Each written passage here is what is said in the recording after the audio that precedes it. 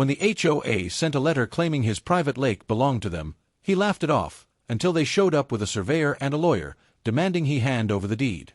But when the cops arrived, expecting to back the HOA's power grab, they left with a stern warning for the board instead, and he had the paperwork to prove it.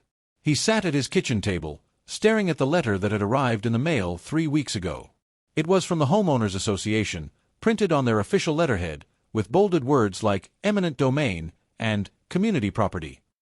The HOA claimed his lake, the one his family had owned for 3 generations, where he'd fished with his grandfather as a kid, was somehow under their jurisdiction.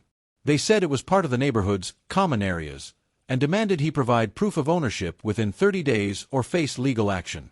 He thought it was a joke at first. The lake was on his property, clearly marked on every survey he'd ever seen. His deed, locked in a safe upstairs, listed the 12 acres, including the lake, as his. But the HOA wasn't joking. The letter had his name at the top. Michael Reynolds, 42 Maple Lane. He'd lived in this house, on the edge of the Pinewood Estates neighborhood, for 15 years.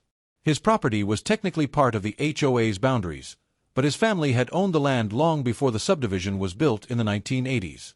When the developers came, his grandfather refused to sell the lake or the surrounding acres, so the neighborhood grew around it. The HOA had never bothered him before. He paid his dues, barely, since his property didn't use their amenities, and they left him alone. Until now.